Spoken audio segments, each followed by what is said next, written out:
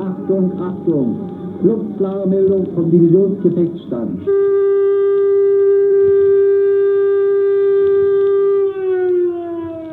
Printemps 1940. L'armée allemande envahit la France.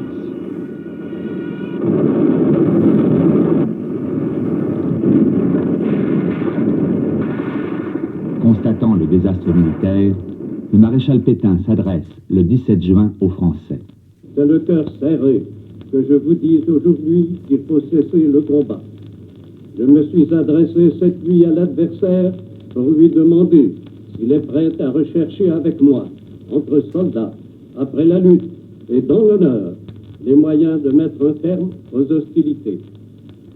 Que tous les Français se groupent autour du gouvernement que je préside pendant ces dures épreuves, et fassent taire leur angoisse pour n'obéir qu'à leur foi dans le destin de la patrie.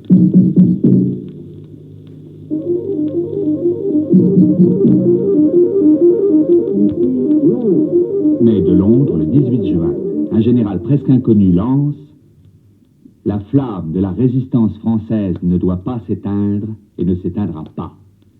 Le 22 juin, dans son premier appel qui était enregistré, De Gaulle s'écrie « Si les forces de la liberté triomphent finalement de celles de la servitude, quel serait le destin d'une France qui se serait soumise à l'ennemi?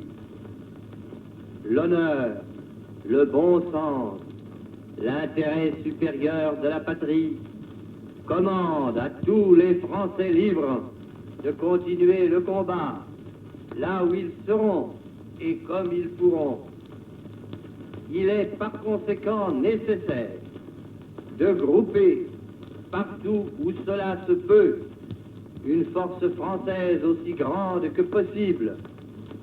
Moi, général de Gaulle, j'entreprends ici, en Angleterre, cette tâche nationale. J'invite tous les militaires français des armées de terre, de mer et de l'air. J'invite les ingénieurs et les ouvriers français spécialistes de l'armement qui se trouvent en territoire britannique ou qui pourraient y parvenir à se réunir à moi. J'invite les chefs, les soldats, les marins, les aviateurs, les forces françaises de terre, de mer, de l'air, où qu'ils se trouvent actuellement, à se mettre en rapport avec moi. J'invite tous les Français qui veulent rester libres à m'écouter et à me suivre. Vive la France, libre dans l'honneur et dans l'indépendance.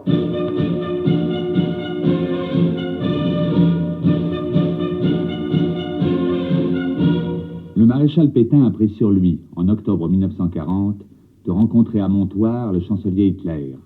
Il prononce les mots de collaboration dans l'honneur.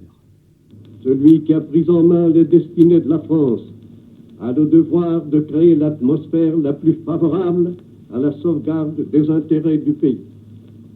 C'est dans l'honneur et pour maintenir l'unité française, une unité de 10 siècles, dans le cadre d'une activité constructive du nouvel ordre européen, que j'entre aujourd'hui dans la voie de la collaboration. Cette collaboration doit être sincère. Elle doit être exclusive de toute pensée d'agression. Elle doit comporter un effort patient et confiant. Cette politique est la mienne. Les ministres ne sont responsables que devant moi. C'est moi seul que l'histoire jugera. Je vous ai tenu jusqu'ici le langage du chef. Suivez-moi. Gardez votre confiance en la France éternelle.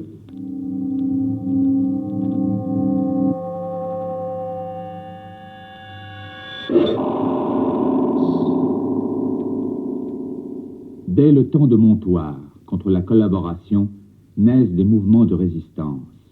En juin 1941, viendra officiellement confluer avec eux la résistance communiste. Devant l'attaque allemande contre l'URSS, Staline ordonne le 1er juillet 1941 à son peuple la résistance absolue, celle de la terre brûlée.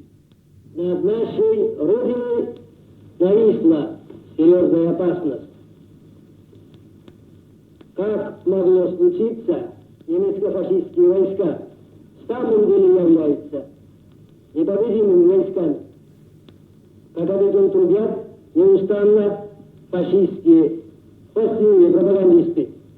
Конечно, нет. L'ennemi était chez moi, on m'a dit résigne-toi, mais je n'ai pas pu.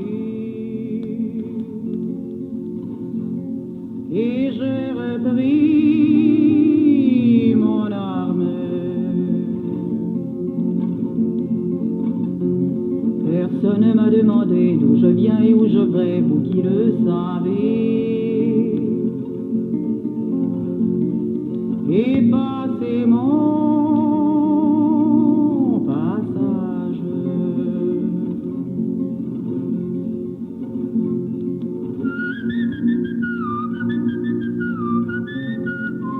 C'est un résistant de la première heure, Emmanuel Dastier, qui a écrit cette première chanson de la résistance, La complainte du partisan, chantée par Anna Marley à Londres.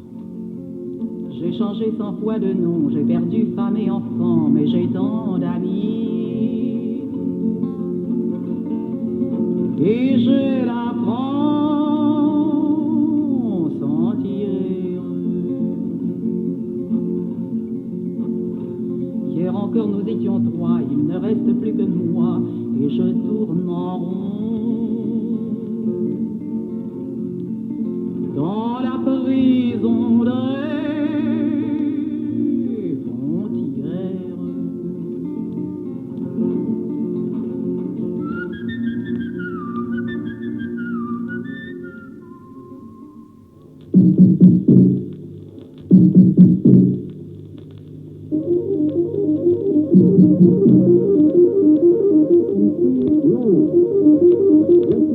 Pour les résistants français, le seul lien avec l'espoir est Radio Londres et ses messages personnels, abondamment brouillés par les stations allemandes.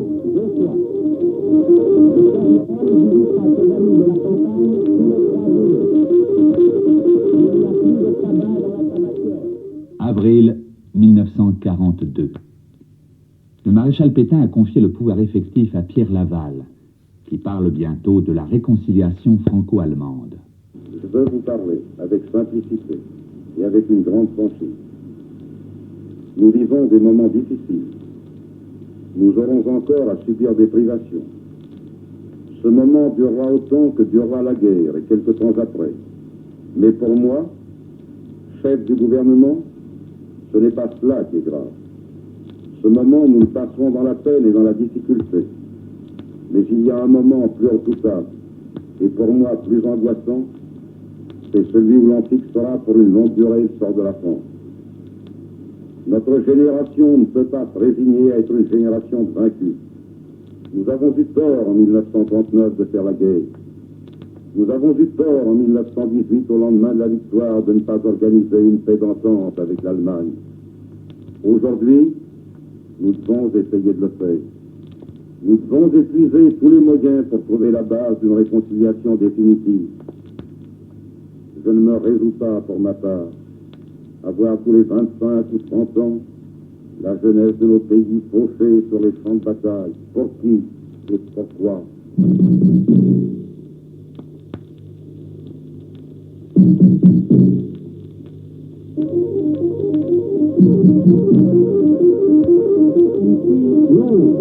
Toutefois, De Gaulle, le 11 juin 1942, peut honorer conjointement les soldats de la France libre extérieure et les combattants de l'intérieur.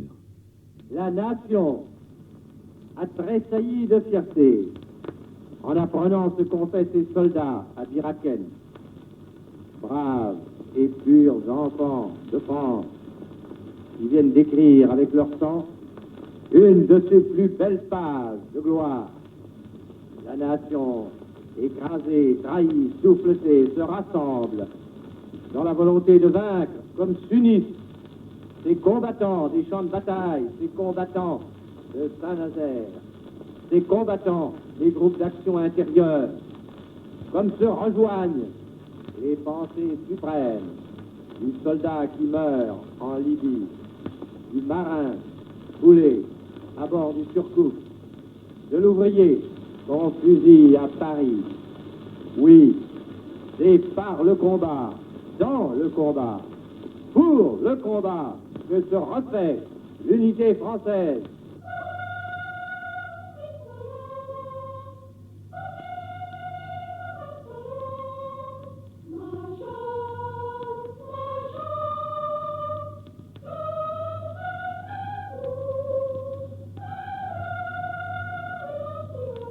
« 8 novembre 1942, premier tournant décisif de la guerre. Les Alliés débarquent en Afrique du Nord. Le président Roosevelt s'adresse aux Français.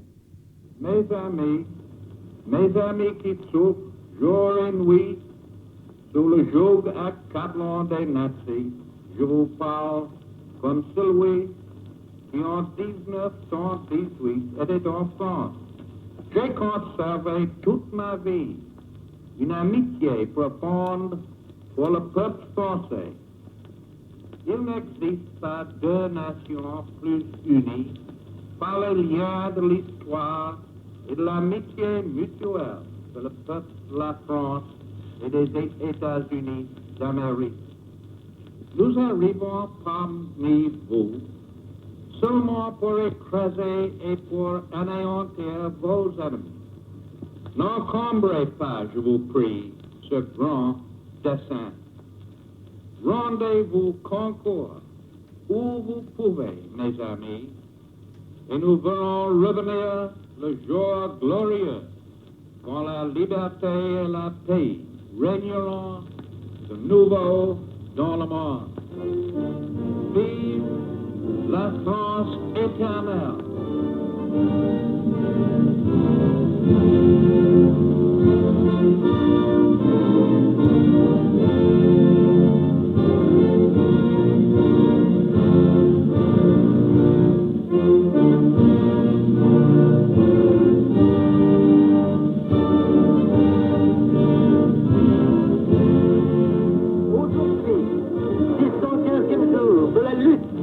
Français pour sa libération. Nous répétons, j'arriverai avant toi. Chaque jour, dans la nuit en apparence interminable de l'occupation, les nouvelles deviennent meilleures. Aujourd'hui, 1014e jour de la lutte du peuple français pour sa libération. Les troupes du général Leclerc sont entrées dans Gabès.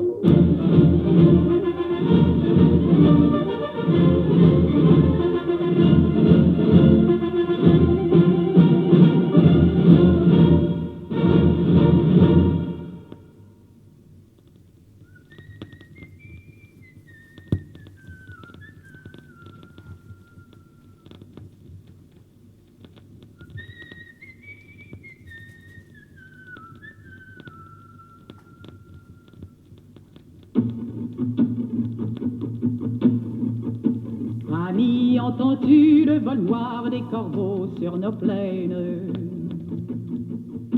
Ami, entends-tu les cris sourds du pays qu'on enchaîne? Ohé, partisans, ouvriers et paysans, c'est l'alarme. Ce soir, l'ennemi connaîtra le prix du sang et des larmes. Chaque jour, l'action de la résistance devient plus décidée, plus efficace. Joseph Kessel et Maurice Druon rédigent les paroles de ce chant des partisans qui, sur la musique obsédante d'Anna Marley, va devenir chanté par elle le chant de la libération. Oui, les tueurs à la balle et au couteau, tu évites. Oui, saboteur, attention à ton fardeau, dynamite. C'est nous qui brisons les barreaux des prisons pour nos frères. La haine à nos trousses et la faim qui nous pousse la misère. Il y a des pays où les gens au creux des lits font des rêves. Ici, nous vois-tu, nous on marche et nous on tue, nous on crève. Et c'est le jour J tant attendu, le débarquement de Normandie. Le 6 juin 1944, le général de Gaulle appelle les Français au combat. La bataille suprême est engagée. Après tant de combats, de fureur, de douleur, voici venu le choc décisif, le choc tant espéré. Bien entendu, c'est la bataille de France et c'est la bataille de la France. D'immenses moyens d'attaque, c'est-à-dire pour nous de secours, ont commencé à déferler à partir des rivages de la vieille Angleterre. Devant ce dernier bastion de l'Europe à l'ouest, fut arrêtée naguère la marée de l'oppression allemande. Il est aujourd'hui la base de départ de l'offensive de la liberté. La France, submergée depuis 4 ans, mais non point réduite ni vaincue, la France est debout pour y prendre part. Pour les fils de France, où qu'ils soient, quel qu'il soit, le devoir simple et sacré est de combattre par tous les moyens dont ils disposent. Il s'agit de détruire l'ennemi. L'ennemi qui écrase et souille la patrie, l'ennemi détesté, l'ennemi déshonoré. Si chacun sait ce qu'il veut, ce qu'il fait quand il passe. Ami, si tu tombes, un ami sort de l'ombre à ta place. Demain, du sang noir séchera au grand soleil sur les routes. Sifflez, compagnons, dans la nuit, la liberté nous écoute.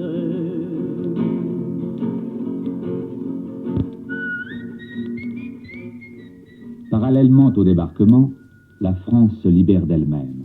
Ainsi, en août, l'insurrection éclate à Paris, notamment à la mairie des Batignolles. Voici un reportage enregistré sur les lieux mêmes des combats. En ce moment, dans la mairie des Batignolles, sur laquelle flotte depuis tout à l'heure le drapeau tricolore. Ce drapeau que nous n'avons pas revu depuis 4 ans. La foule crie sa joie, il chante la Marseillaise.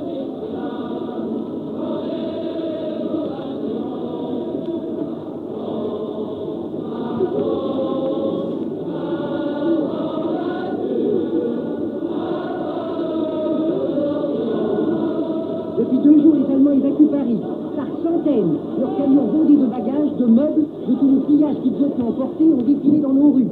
La police est en grève depuis mardi. Ce matin, la préfecture de police, l'hôtel de ville et la plupart des mairies de Paris ont été occupées par la résistance. En fin de matinée, l'ordre de mobilisation générale des forces françaises de l'intérieur a été lancé. On l'affiche en ce moment même sous nos yeux.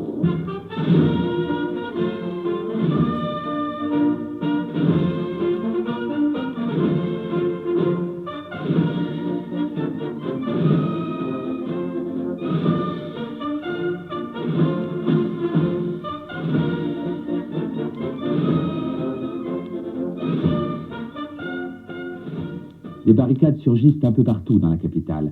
C'est l'insurrection générale. Nous sommes en ce moment au pied de la butte Montmartre. Toute la population du quartier est dans la rue. L'appel aux barricades a été entendu dans toute la ville. À tous les coins de rue, à tous les carrefours, les barricades commencent à se dresser. Hommes, femmes, enfants, vieillards, tout le monde s'y unit. En ce moment, on est en train d'abattre sous nos yeux des arbres. On dépave la chaussée, on renverse les kiosques à journaux, on emplit de sable les sacs de la défense passive, les maisons se vident de toute la ferraille disponible. Licages, vieilles autos, voitures d'enfants, poubelles défoncées. La barricade occupe ma part maintenant complètement la rue sur toute sa largeur. Elle a déjà au moins 1 mètre de haut. La première à droite, il y a une chicane. Oui, tu pourras passer. Oui, ça va devenir vite quand tous les matins dans Paris, ça va pas être facile. Tranquillez-vous, vous allez friquer. Attention, débranchez l'autre micro. Non, laissez celui-là, On s'attendait que toute la journée, un raid allemand sur un garage qui est là à côté de nous et qui tire de PC à un groupe de combat. Il semble bien que l'attaque soit en train de se déclencher. Ah oui, ça tire là-bas, juste à l'entrée d'Asie. On voit des petites silhouettes grises qui viennent en longeant les murs. Mais oui, c'est des bottes. La barricade vient d'ouvrir un peu.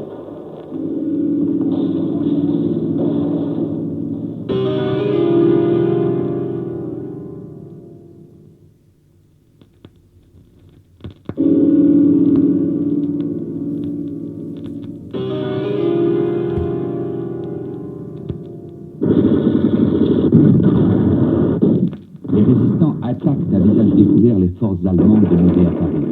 Les combats sont violents.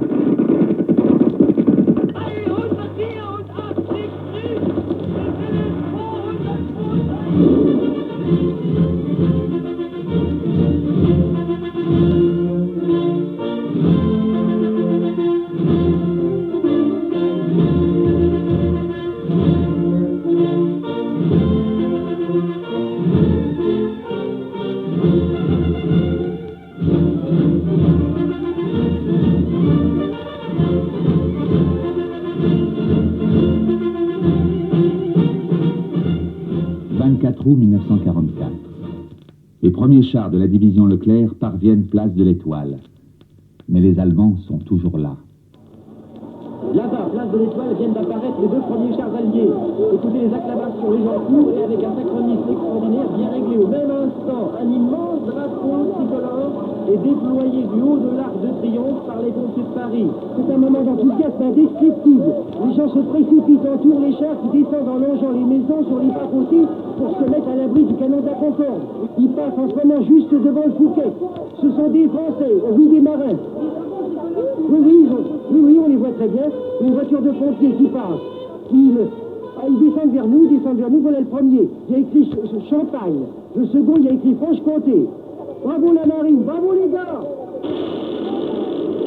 Oh, les Allemands viennent de tirer sur la foule qui entoure les chars depuis la place de la Concorde. On a senti le souffle de l'obus sur le visage. Les gens sont couchés, ils sont couchés d'ailleurs avec beaucoup de sang au milieu de l'avenue Champs-Élysées et il y a des bicyclettes abandonnées qui jonchent l'avenue. Oui, il y a un pompier là-bas, vous voyez le pompier, il est touché sûrement. Il est touché, oui, il vient en moto. Ce camarade le prenne. Sa jambe qui reste au milieu de la chaussée.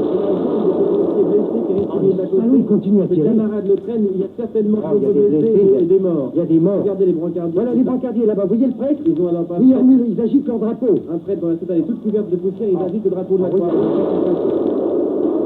Il continue à tirer, il n'arrête pas. Regardez cette femme qui... Oh, elle était ventrée. Elle était ventrée, on ne peut pas décrire ça, c'est pas... Les salauds, regardez, ils tirent. Ils tirent sur la foule. Les brancardiers ont tiré sur les brancardiers. Les brancardiers se sont couchés. Ils se relèvent, ils emmènent les blessés.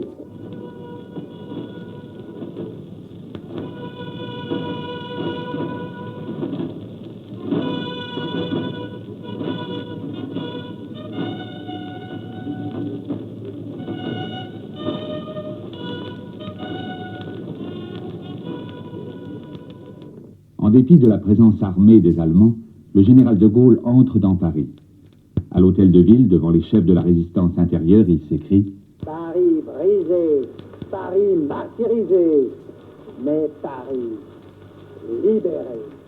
Libéré par lui-même, libéré par son peuple, avec le concours des armées de la France, avec l'appui et le concours de la France tout entière, c'est-à-dire de la France qui se bat, c'est-à-dire de la seule France, de la vraie France, de la France éternelle. »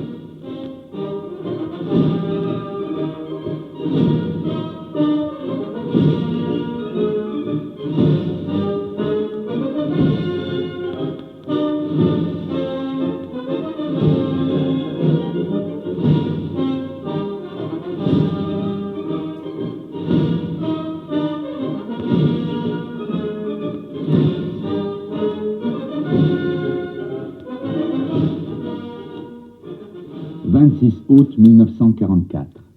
Le général de Gaulle se rend à l'Arc de Triomphe. L'arrivée du général de Gaulle sous l'Arc de Triomphe a été saluée par le cri du capitaine Schumann, honneur et sacrifice.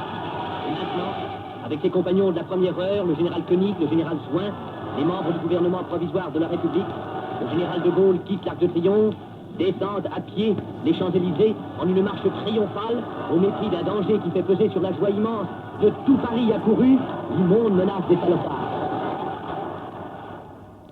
Un attentat vient de se produire au venu des Champs-Élysées, presque au coin de la Concorde, sur la place de la Concorde. Des coups de feu ont éclaté immédiatement. Les Français et les Anglais ont riposté. Vous entendez les coups de feu qui sont tirés par des batteries qui sont mis à tirer contre... Il y en a qui perdent pas le nord, ils viennent me faucher mon vélo.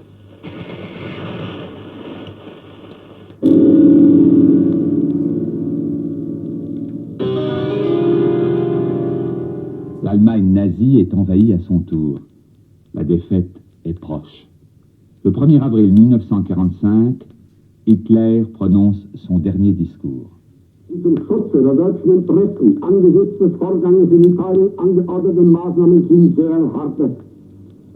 Soweit Italien betreffen, verlaufen sie schon jetzt planmäßig und erfolgreich. Das Beispiel des Verrates Jugoslawiens hat uns schon vorher eine heilsame Aufklärung und wertvolle Erkenntnisse gegeben.